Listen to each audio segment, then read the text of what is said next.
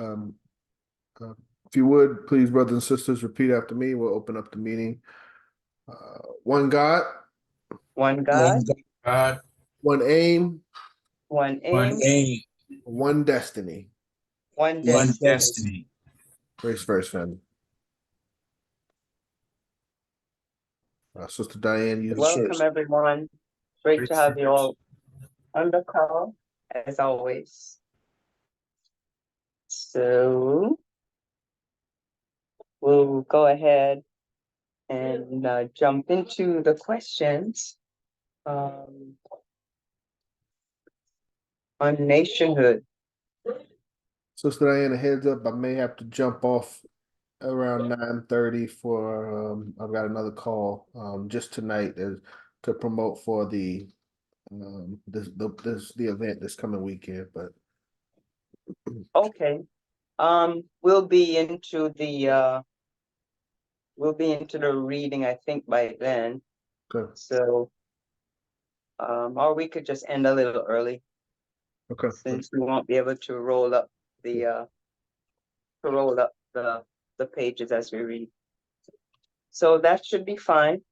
We could hop off a little early, or we'll figure it out.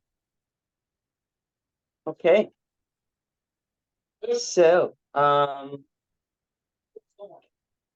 we'll get into the questions. And we left off about question 9 last week. And we got into talking about how Garvey, in the chapter on nationhood, we got into talking about how Garvey usually send officials as representation of the Black race to other countries and things of that nature. Because essentially the idea was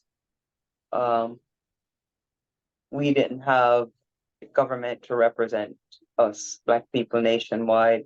Working conditions globally were not favorable for Black people. Black people had nobody to advocate for them, and basically no representation.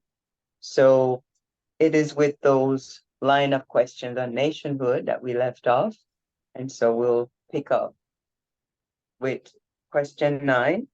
And the question reads, what happened when Professor Jean Joseph Adam, who was the first provisional ambassador of the Negro people of the world to France, was dispatched by the UNIA for the 1923 League session?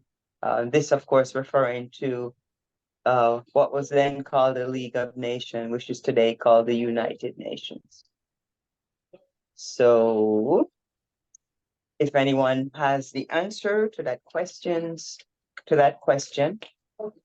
feel free to Anybody want to take a shot? respond. Anyone can take a shot.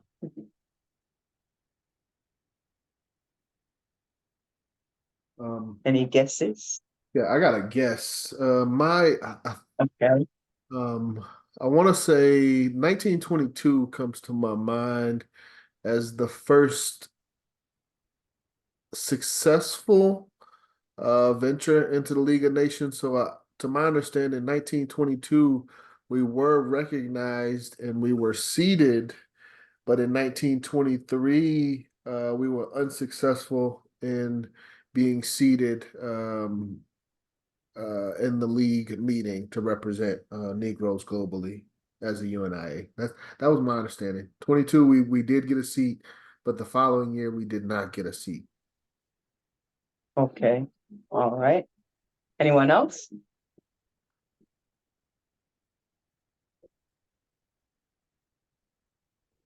Okay, so we can go ahead and reveal the answer for time purposes.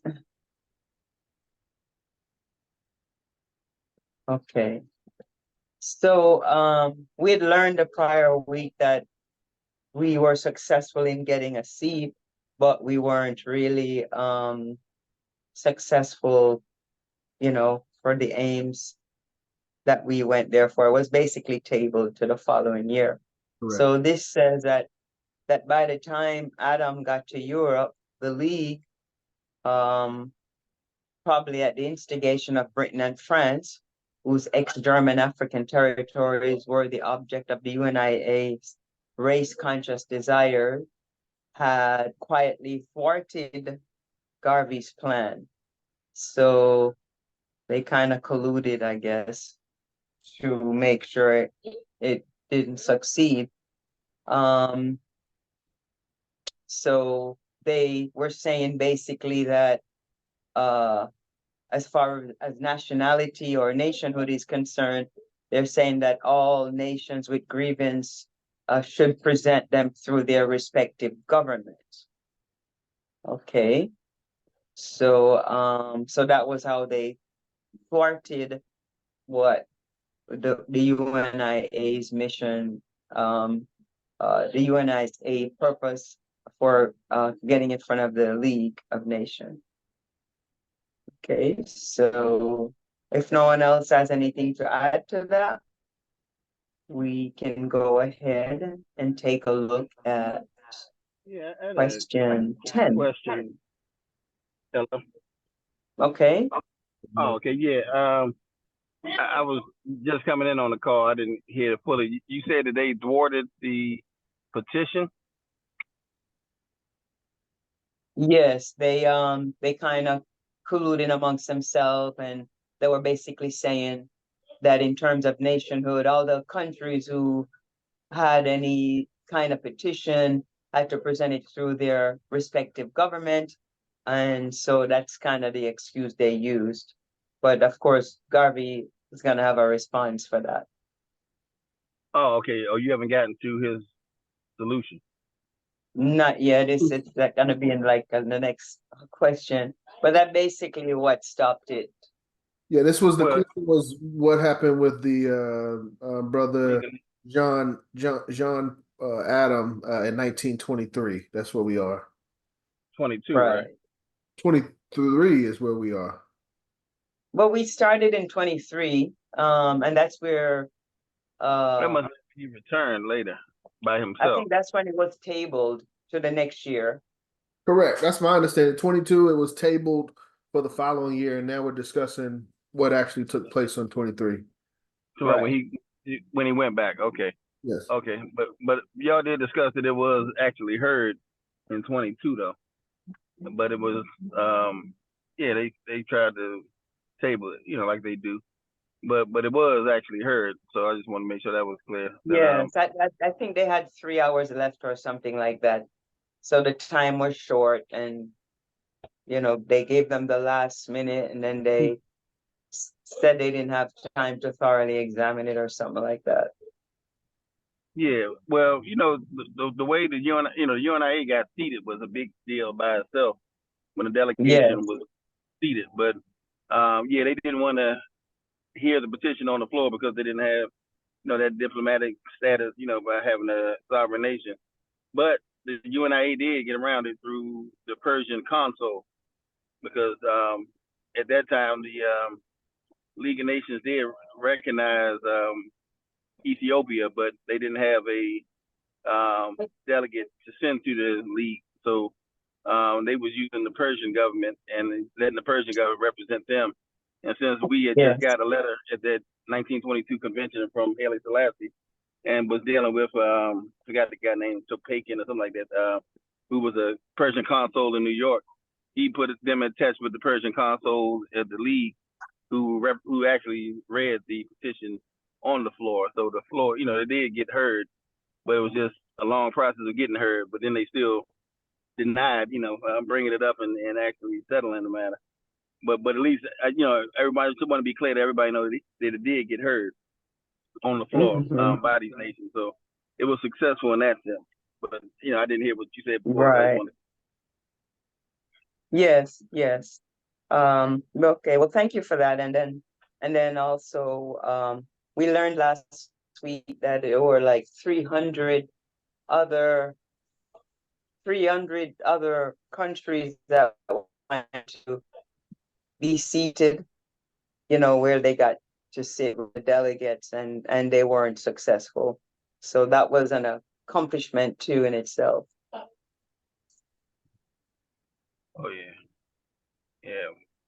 But yeah, actually, just for the for the record, I guess I'll be working on a little article I'm gonna do on the League of Nations visit, I want to tell it from this perspective of one of the vice chairs of the delegation, William Sherrill. He's kind of my guy in the UNIA history. Hmm. But anyway, yeah, it's a fascinating story. You study all of it. Okay. All right. Okay, thank you for that, Brother Mariama. And so, question 10 says, what was Garvey's perspective on the matter?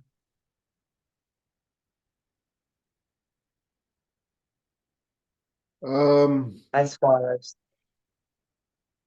Well, go ahead. I was going to just say, as far as being told that they have to be represented through a government. Got you.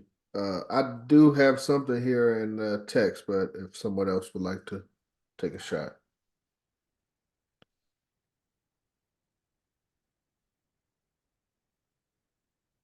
No one? Okay. Uh, so text says, page 46, as far as Garvey was concerned, of course, the African where he lived had no government to speak on his interests, and so he should be heard as a race, and the UNIA, with its aspirations to nationhood, represented these racial interests. Yes. Yes, that is correct. That is correct. Anyone else? Anything else to add?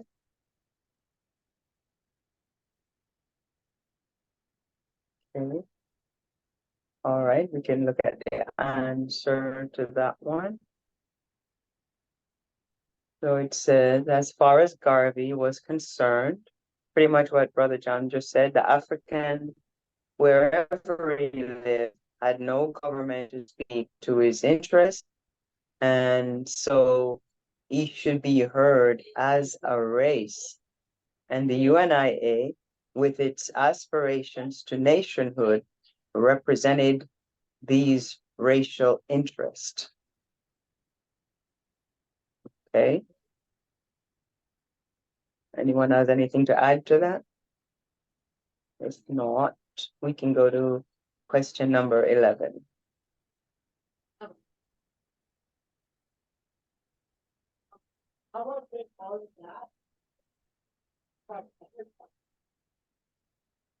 My apologies.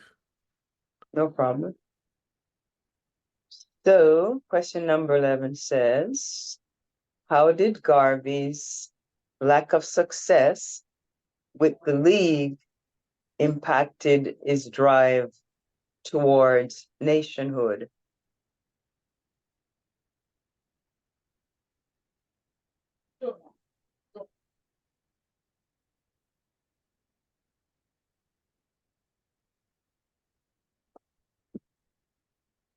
Anyone?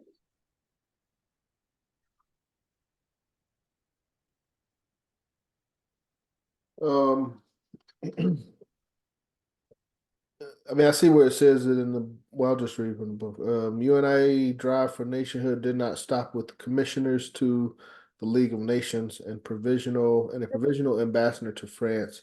Traveling commissioners were constantly on the move, establishing personal contact with UNIA branches. There was also provisional ambassadors appointed and legations set up in other places besides France. One such place was Liberia. So it looks as though Mr. Garvey, instead of going through the League of Nations, went around the League of Nations. The entire intent, to my understanding, is the establishment of a relationship, and you can do that through a central body such as the League of Nations. or you can do it, directly by working with the nation themselves. So it looks like Mr. Garvey took a more direct approach with the individual nations. Okay. Anyone else? That is correct, Brother John. Thank you for that. Yeah, I was gonna say I'm kind of at work, so I'm kind of in and out. But I was gonna just say to that the association continued its desire for a political independence for people of African descent worldwide, and anti-colonialist policy continued, but we weren't all putting our eggs in one basket. So even though the League of Nations was, doomed to fail almost from the outset, and we had understanding of that, we still utilized those means to try to pressure the nations of the world to do some things. But we did have another plan, which was, of course, the settlement in Liberia, which once we had bought those 5 plots of land and had a meaningful sized population there, and can train some of our brothers and sisters on the continent how to gain their independence by any means necessary, then we were going to kind of use that as a base to expand this African world empire we were trying to develop. So we weren't just relying on begging some League of Nations to give us land. We were prepared to seize the land by any means necessary. Absolutely. Thank you for that, Brother Mariama. So pretty much the answer just says that traveling commissioners were constantly on the move, establishing personal contact with the UNIA branches. Okay. And what you both said were correct. So question number 12 says that aside from we just did 12.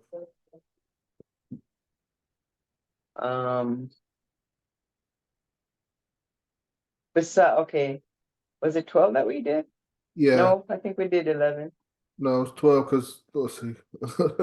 11 and 12 were kind of similar. Lack of success with the league. What was the impact?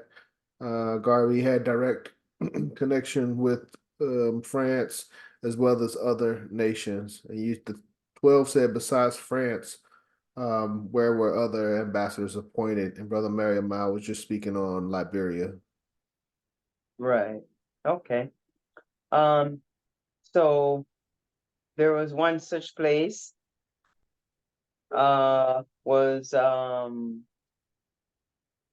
Liberia, that was set up in 1921. Also the first UNIA ambassador was Sir Richard Hilton Tobit, who was earlier elected as the leader of the Eastern provinces of the West Indies. So they continue to establish, get established in other areas. Okay.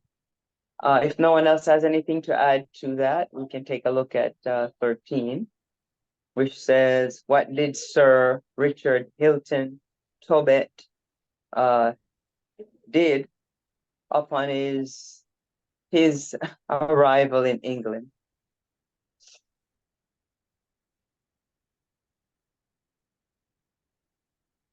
Anyone?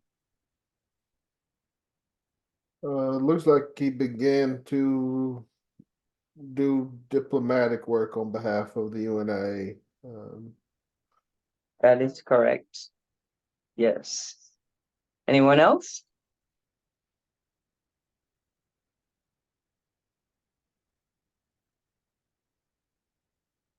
Okay. So, if no one else has anything to add, we can go ahead and look at the answer for question 13. And it just lists a few things. So Tobit requested interviews with the Prime Minister and Secretary of State of the Colonial Office, so that he might present the credentials of the UNIA and the ACL. He also he requested for an interview to present his credentials, and it was turned down by the High Commissioner. But he remained in England for a while, addressing meetings of the UNIA branches in Manchester and London. So even though it was turned down, he stayed and continued the work. Is basically the point of bringing up that question. And we can take a look at the next question if no one else has anything to add to that one. I didn't realize I was going to ask who was Tobit. On the previous page, it says he was the first UNIA ambassador to Britain. He was a former AME minister. So he is, and at one event he was knighted as Sir by Garvey. That's where he has the Sir in front of his name. So he was a high official, pretty much UNIA, as far as good as Garvey, to go around to different parts and represent the UNIA.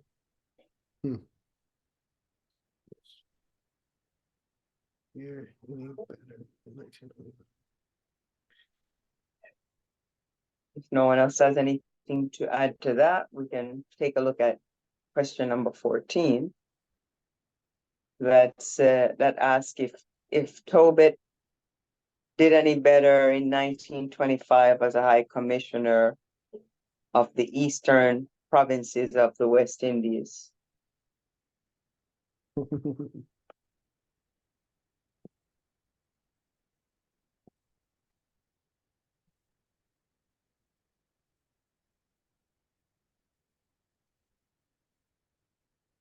Anyone?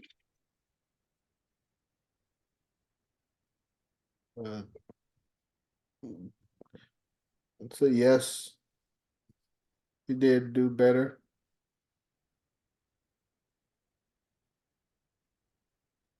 Okay, that's true.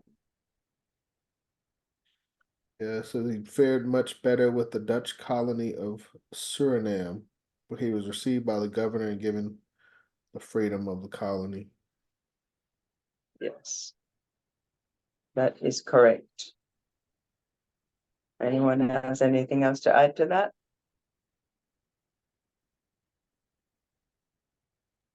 Okay, so we'll go ahead and take a look at that.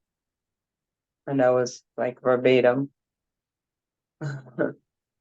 So he did better in Suriname, and he had more freedom in Suriname. So what kind of impact did the UNIA, question 15 asks, what kind of impact did the UNIA have on Black workers in Cuba? Anyone?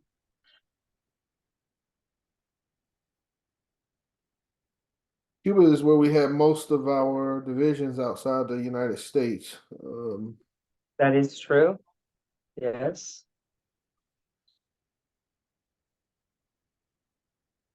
Anyone else?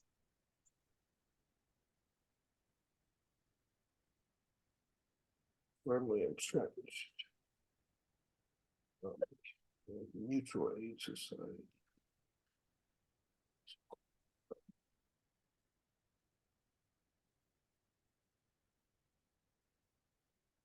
Anyone else want to take a shot to see some of the impact?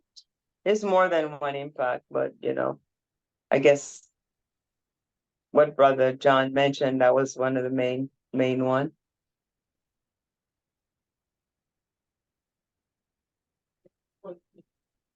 So if not, we can look at that.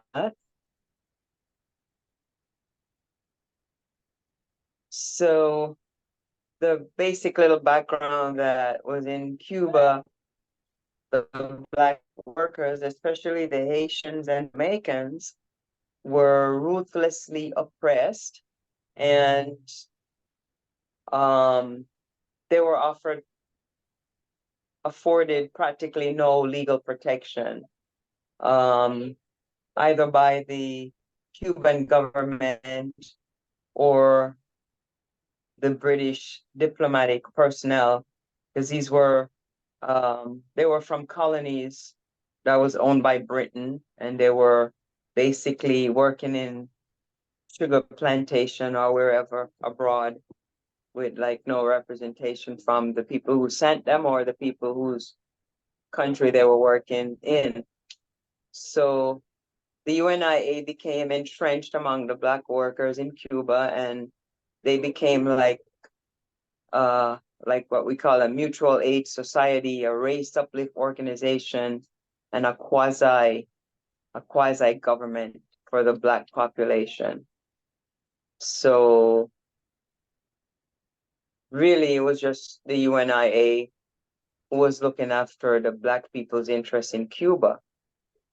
And so, as Brother John said, because of this, by the mid 1920s, Cuba had the largest number of UNIA divisions and chapters of any country, with the exception of the United States.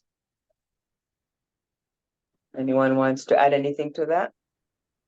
That's only partly true, but but yeah, it's I think they had 54 divisions in Cuba, which for its size, definitely per capita, probably made it the largest.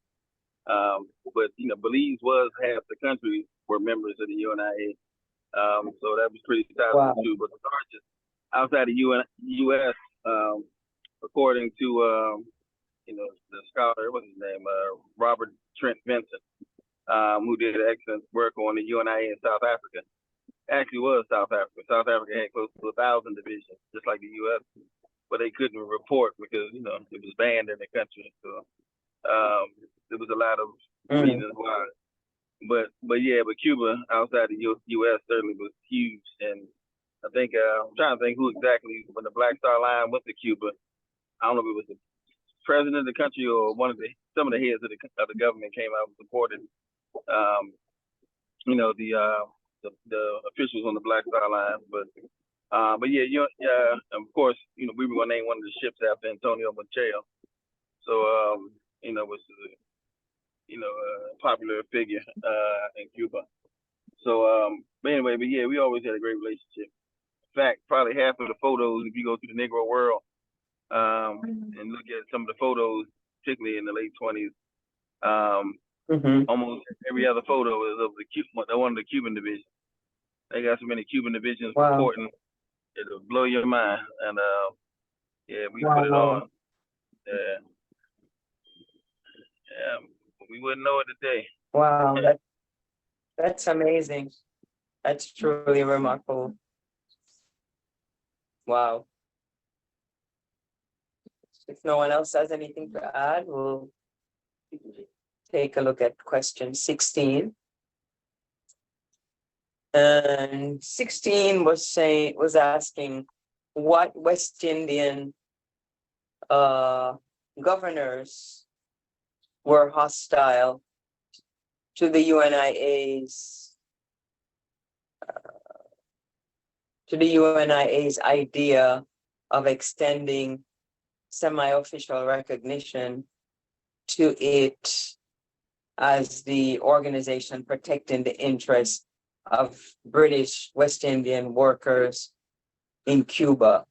So basically, they were asking these governors, because apparently these colonial powers had governors representing them in the countries, which was probably more than likely other Black people governing for them and suppressing our people. But in any event, they kind of ask they were trying to ask about having the UNIA be the organization to represent the interests of Black people in Cuba, for Black workers in Cuba. So there were 3 countries, and there was, the main 3, I guess. So the question wants to know which 3 of the West Indian governors were opposed to the idea or hostile towards the idea. Anyone?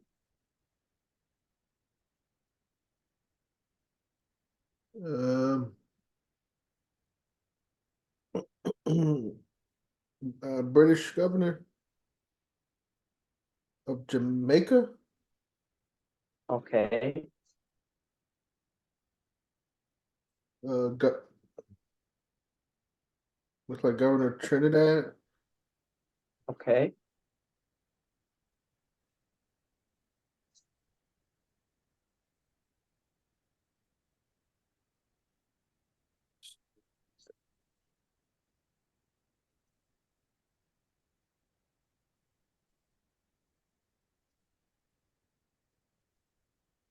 Anyone want to take a shot? I think I see the last one.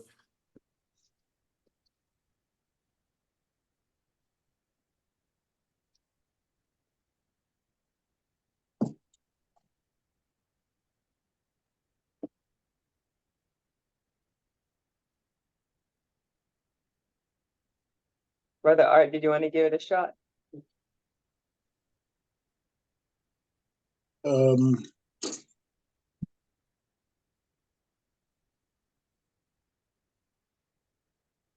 I'm looking at Port Limon. I don't Okay. know if that's a country though.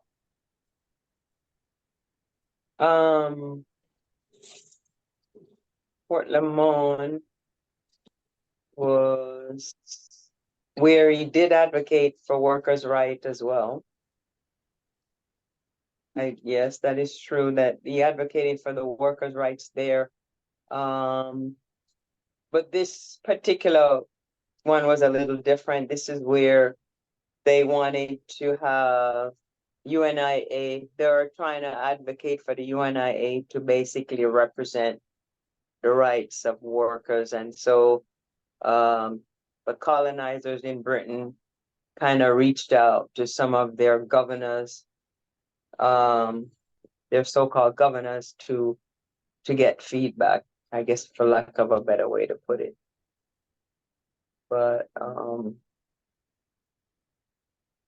we can look at the answer if no one else has anything to add to that. Was it Barbados? I believe, yes. I believe Barbados was one. Barbados. Yes. Jamaica, Trinidad. Yes. Yes. So Barbados, the British governor of Jamaica. Again, the British governor in Jamaica was an extension of the British colonizer. And then the same thing, the governor of Trinidad. Okay. So those were just short answers, but there was in the book, it kind of expounded on their opinion and why they were opposing and things of that nature. So if no one else has anything to add, I believe we can make the next question the last one, and then we can hop into the reading. But this one says, why was Garvey refused permission to visit Cuba in 1930?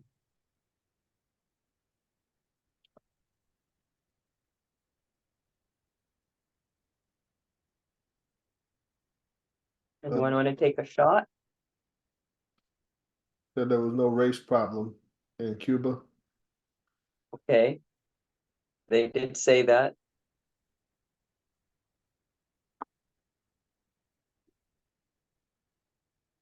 Anyone else?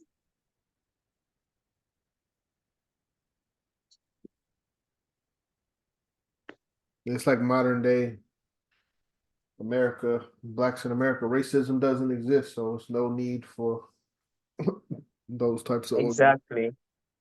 Absolutely. Yeah, there's no racism. Yeah. Yeah. A lot of people tell me that told me that after COVID and after the whole fiasco at with the movement, Black Lives Matter movement, but we know different. But yeah, it would be nice. We want that, but you know, we know different. Definitely embrace that possibility. That'll probably, at least I think Africa would be the closest place where you'd get to that. But even there, it's still bad because of brainwashing and religious psychosis and all that stuff still exists, even on the motherland, Yep. unfortunately. So, but anyway, if no one else has anything to add, we can look at the answers, because I put more than one thing there.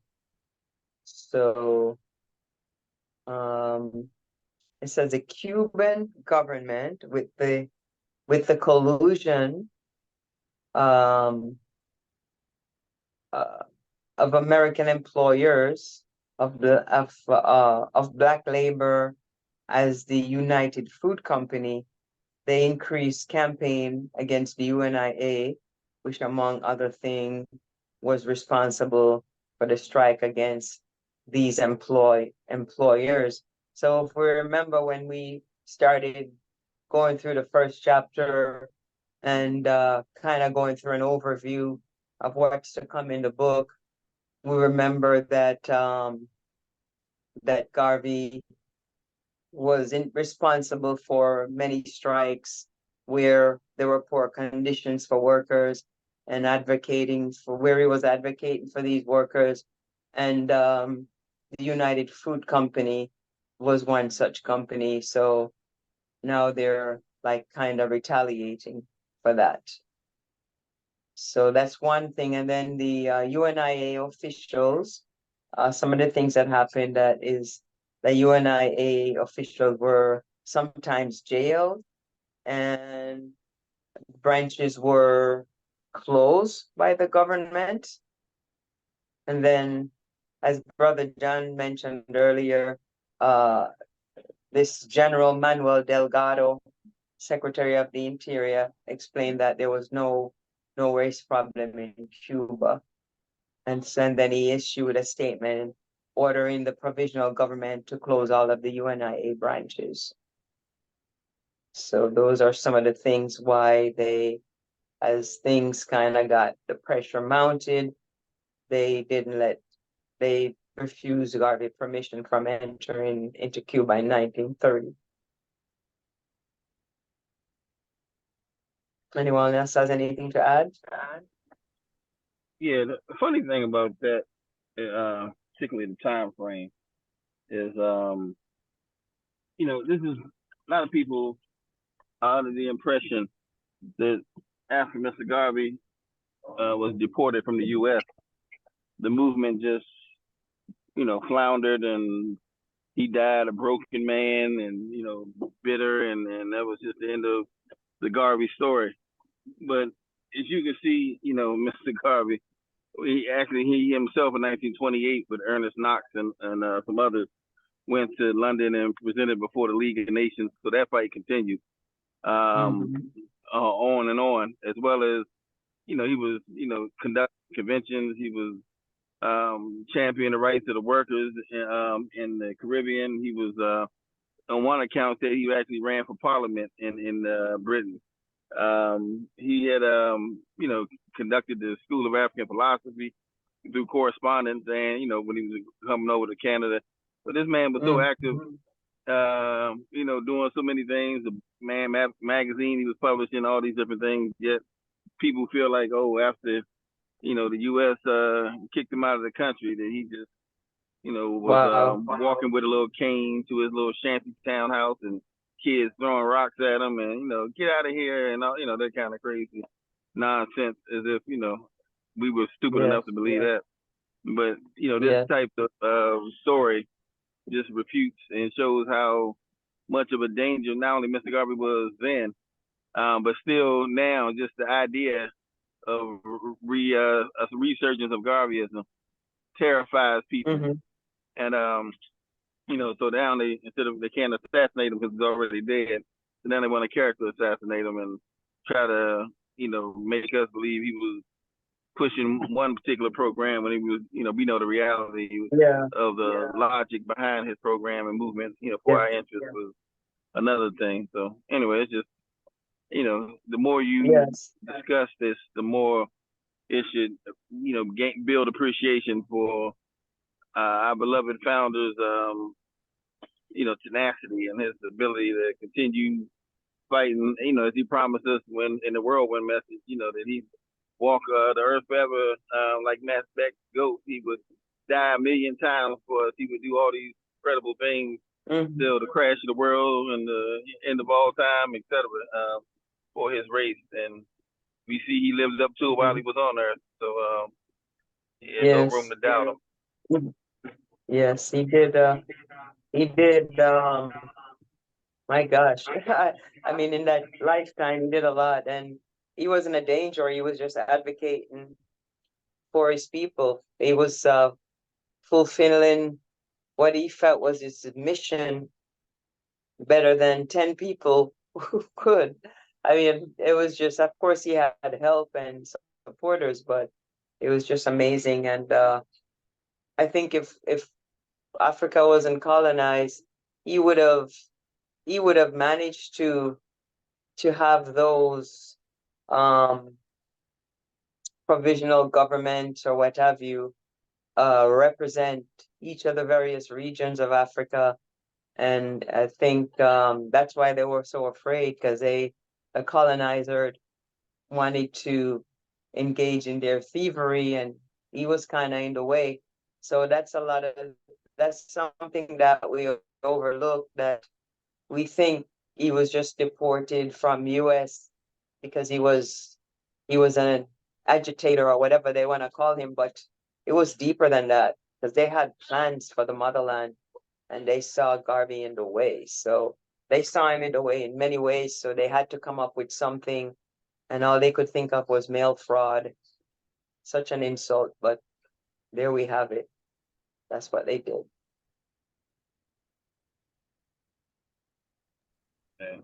Anyone else have? You mentioned, I think Brother John was mentioning about the no racism here line. I've heard that a few places, particularly like Brazil and Colombia. They swear they don't have any black people. We're just all one people. Like, yeah, okay. Exactly. But I was reading the other day as a legal defense when Mr. Garvey had gotten sued by the head of the African Blood Brotherhood. It's a socialistic, militant nut named Cyril Briggs, who was as pale as you can get, probably twice as pale as Prince, but still claiming he was a black man. But you can't see no black in him. So anyway, Mr. Garvey called him a white man pretending to be a black man. And he had upset by it and decided that he wanted to sue Mr. Garvey for it. But when Mr. Garvey went to court, I was reading his defense. It kind of had me laughing. Because Mr. Garvey said, look, I said he was white. I didn't say what race he was.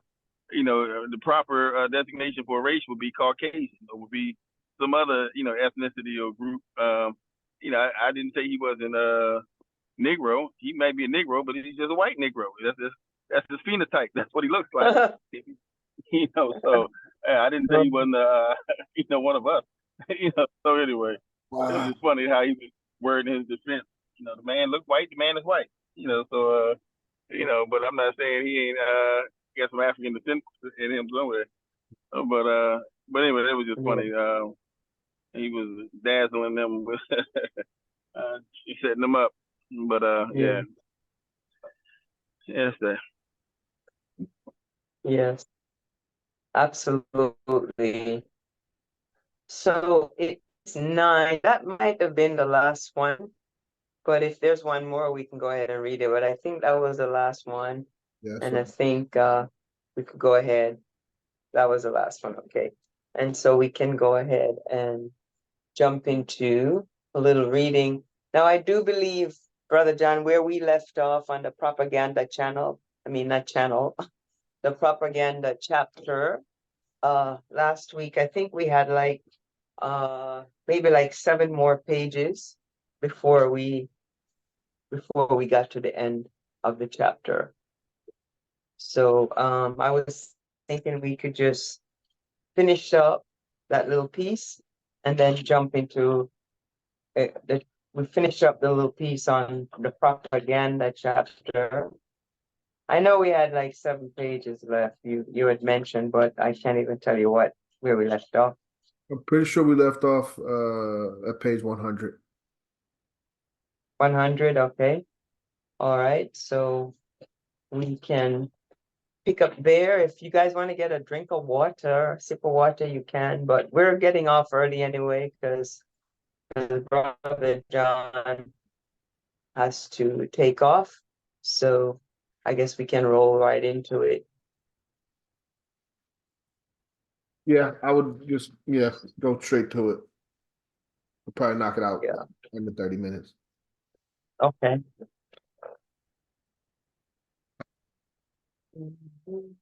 Gosh, they're asking me to call in now. Oh, you do? They're asking me to.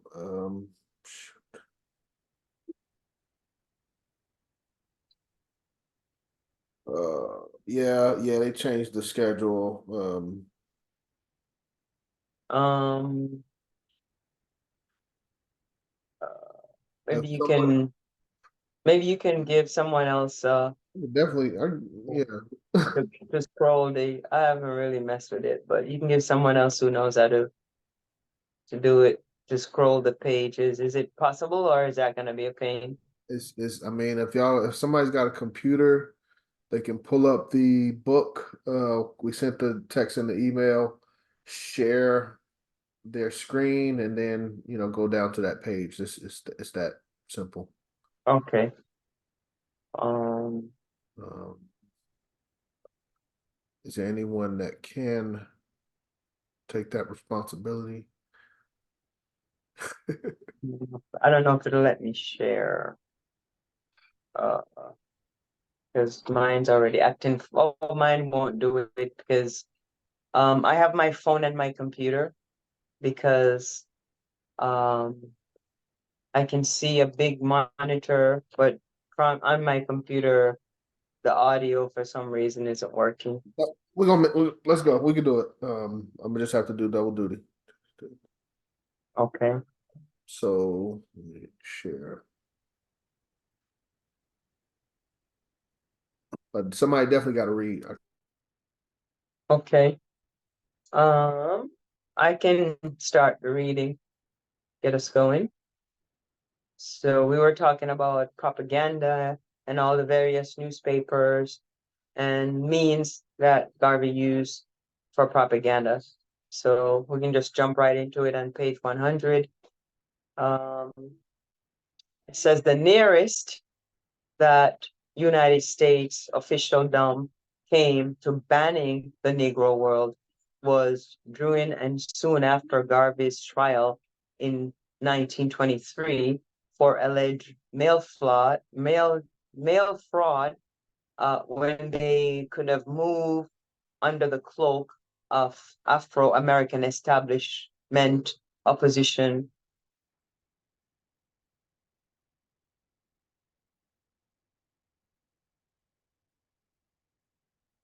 Was that 100?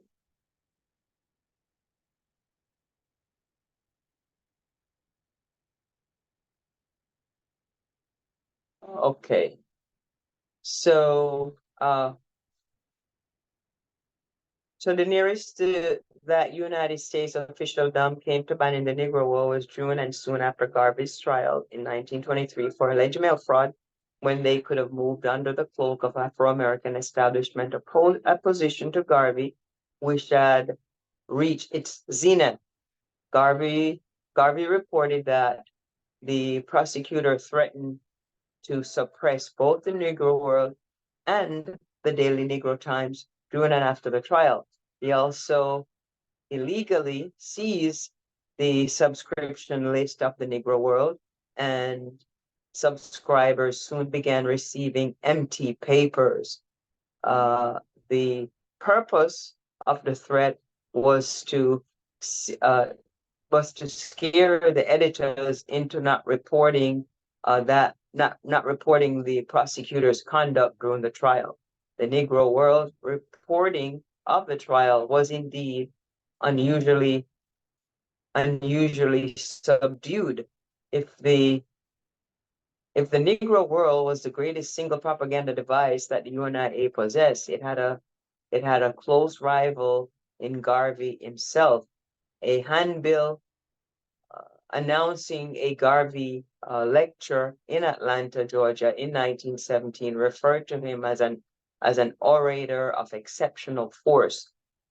Before long, handbill would proclaim him the world's greatest orator.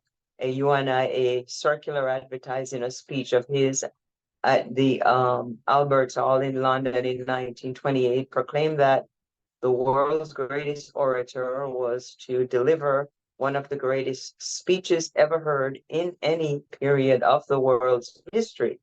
Readers of the circular were assured that such a chance comes sometimes but once in a lifetime. The most surprising thing about these statements is that few people would have quibbled with him. The excellence and power of Garvey's oratory was probably the single most uncontroversial of its attributes. Indeed, it is difficult to think of any other fact concerning Garvey on which such diverse persons as communist leaders J. Edgar Hoover of the Department of Justice, NAACP, anti-Garveyites, British colonial police officers, and Garvey's followers all agreed. In their efforts to capture the tone of a Garvey oration, those who witness this singular experience often summon up equally exquisite language to describe what they had seen. UNIA organizer Marie Duchatilier, in a letter to John E. Bruce, said on the subject of Garvey's oratory, "I have noted what you say in your letter in my writing to Mr. Garvey to bridle his language. But I think I have told you before that you asked me of my you asked me an impossible thing. I told you I had just as well stop the flowing the waters of the Niagara Falls. You say you have written to Mr. Garvey on subjects, so that will have to suffice. All that you say is true, and if Mr. Garvey was less radical, it might be better, but you just as well hope for the Ethiopian to change his skin or the leopard his spots as to ask Garvey to change his method or procedure. I am convinced that it is the outpouring of the pent-up feeling of generations of his ancestors who have borne the oppression of injustice of the white man for centuries. The cry has come, ringing down the ages, and he is giving voice to the cumulative agonies of people who suffered during their slavery and since their emancipation. We are the heirs of the ages. A reporter of the Panama American expressed it this way: he would probably pass unnoticed in a crowd until he speaks. He has the most precious of all, bounties, the gift of eloquence, and as he speaks, his small dark brown eyes seem to grow. His ever white teeth flash through black lips. His speech is smooth and unctuous, unctuous, without any touch of American twang, despite his long residence in the United States. His English is that of an Oxford scholar, and when he speaks, his hearers listen. Even a British colonial police officer detailed to observe a Garvey meeting in British Honduras could not totally obscure his appreciation for Garvey's fine oratory behind his obvious contempt. Marcus Garvey was introduced by the chaplain and commenced his 1¼ hour address. When he waxed hot, I was reminded of Rider Haggard's Windstopper in his moments of animal ferociousness, but he nevertheless knew how to get the hearts and was cheered heartily time and again. Garvey, in his serious moments, did not lack humor, which was appreciated. So there were moments of enthusiastic madness into which he worked himself while speaking what I thought the aid of a medical man would be absolutely necessary, but such was not to be. A newspaper report of Garvey's speech in Jamaica said, towards the end of his speech, Mr. Garvey applied the well-known prank of the platform speaker. I think I have kept you long enough for tonight, he said, and the crowd roared for him to continue.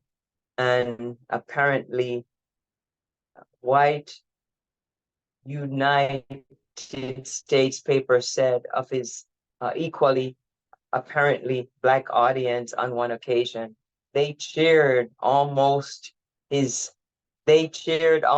every word. Man shouted, and some even gave vent to an emotional amen. This article noted, he pronounced such word as master with the use of long R's, but ordinarily his flow of language was that of the educated Southern Negro. Herbert J. Seligman, director of publicity of the NAACP, also commended on his slightly English intonation that fall strangely upon the ear of the American unaccustomed to natives of the British West Indies.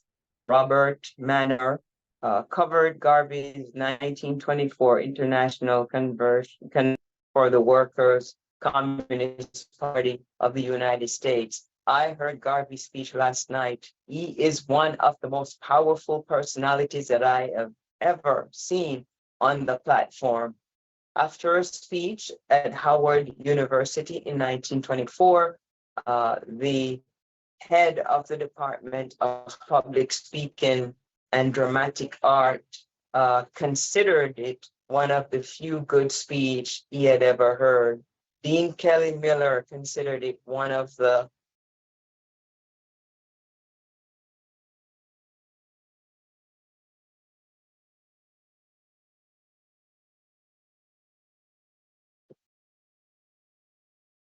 Dean Kelly Miller considered it one of the best ever delivered in the university chapel. J. Edgar Hoover, soon to become head for almost a half a century of the Federal Bureau of Investigation was less effusive. He wrote in 1919, "He is an exceptionally fine orator." The excellence of Garvey's early training as a printer and journalist was matched by his long and systematic study and practice of elocution. We are told that the young Garvey visited various churches to study and learn from the speaking styles of ministers. During this period, he also is said to have taken elocution lessons from his early mentor, Dr. J. Robert Love. By 1910, Garvey was participating in the elocution contest and himself training young orators and promoting such contests in West Kingston. A former president of the Jamaica Union of Teachers recalled having seen Garvey perform about this time during the finals of an all-Jamaican elocution contest in which he placed third. During his first London years, 1912 to 1914, he often spoke at Speaker's Corner in Hyde Park, as indeed he did during his other periods in London. Back in Jamaica in 1914, he frequented and participated in the weekly literary debate at the Baptist Church Hall in Kingston. Indeed, as late as 1932, he was still organizing elocution contests in Jamaica. By the time he burst on the American scene, then Garvey preparation in the art of oratory had been long, varied, and thorough, and his oratorical skill was put to the fullest advantage as a propaganda medium for the organization. More so than a writer, Garvey was first a speaker, a corpse of very efficient shorthand writers copied his speech verbatim,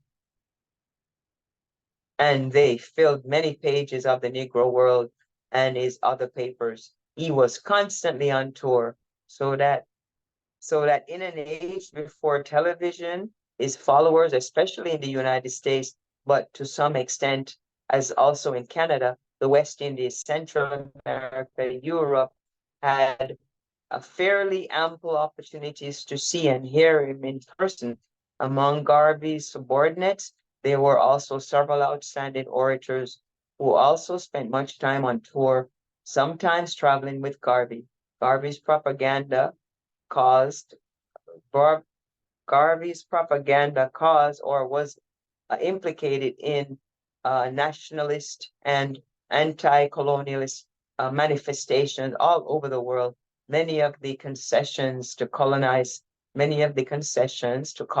people that followed were traced by Garvey's ultimately to his propaganda.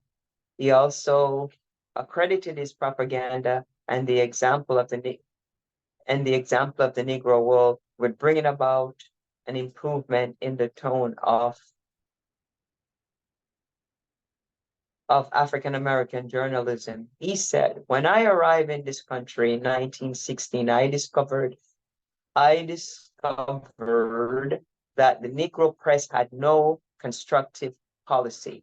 The news published was all of the kind that reflected the worst of the race character in murder, adultery, robbery, etc. Other features played up by the paper were dancing and parlor socials of questionable intent. After a few years of the Negro world, he thought that this trend was changing and that several papers were now publishing international news and writing intelligent editorials on pertinent subjects. One result of Garvey's propaganda was to call forth an extensive counter-propaganda effort from colonial powers. They evidently felt that their effort in banning the Negro world and imprisoning and deporting Garvey's agents were not enough. So they set out to deliberately counter Garvey's message. In New York in 1923, the British Consul General actively promoted a pro-British magazine, the British West Indian Review, to, in his own words, offset to some extent the vicious propaganda being carried.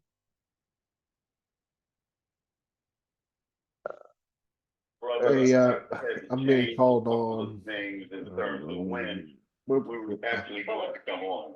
Sorry, where were you at?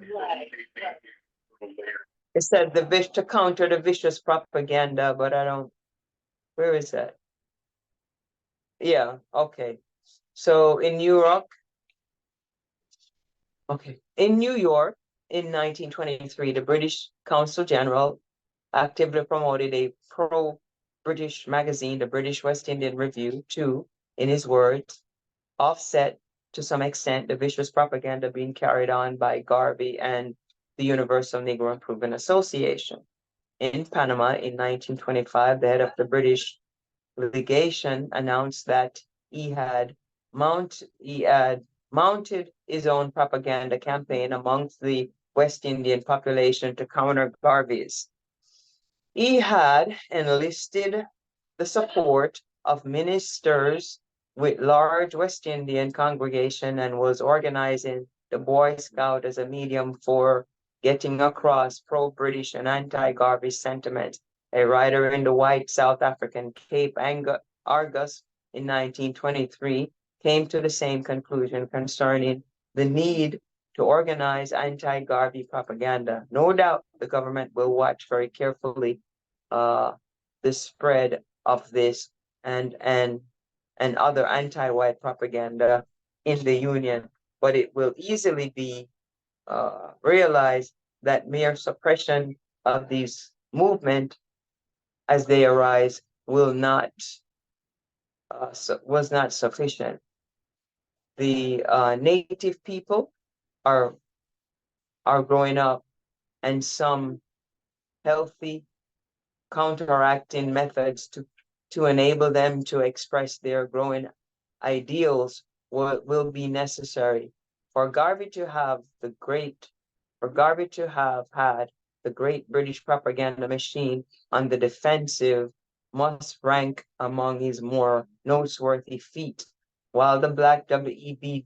Du Bois and A. Philip Randolph of America called him a clown and a buffoon and helped engineer his downfall, the arbiters of the fate of Black people in Washington and London were disposed to be more realistic. As early as 1919, British government had informed Washington that the UNIA program was being carried on by clever propaganda directed principally by Marcus Garvey, a West Indian Negro. Garvey was aware of the existence of the counter-propaganda effort around the same time as the British Consul General in New York was overseeing the first edition of the British West Indian Review. Garvey was declaiming in Liberty Hall against the counter-propaganda to distort and disrupt the minds and intentions of those who are behind the propaganda. In 1929, issued statements on the situation. Just at this time, there is a well-organized propaganda and conspiracy engineered by the combination of forces known and unknown, seen and unseen in the United States and America and different parts of the world to undermine the powerful influence of the United Negro Improvement Association in uniting Negroes everywhere. This propaganda and conspiracy is being conducted on the one hand by some of our one-time slave masters who have never been able to outlive the idea that the Negro should be anything else but a slave. And on the other hand, by a cheap, brainless, conscienceless, treacherous, disloyal brand of Negroes, reprobates who, like traitors of all causes, national, secular, and religious, are ever unwilling to sell themselves for the 30 dirty pieces of silver. It is difficult for me to explain thoroughly and as clearly as I would like to the complete makeup of the combinations that are now organized to fight the United Negro Improvement Associations. Garvey's propaganda did not die with him. A surprisingly ample number of Black leaders in the 1960s, the era of independence and Black power, acknowledged his influence.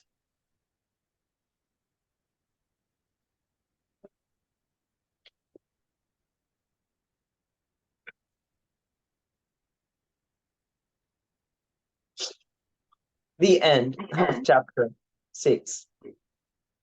Great Okay, job. chapter. Okay, all right. That's Chapter 7. Africa, for the Africans. Okay, okay. The white world may despise That's us. just land. No, I wasn't trying to start chapter 7. I was just Oh, you're not? Okay. We Uh, don't have time? Oh, yeah, it's 9:27. Okay.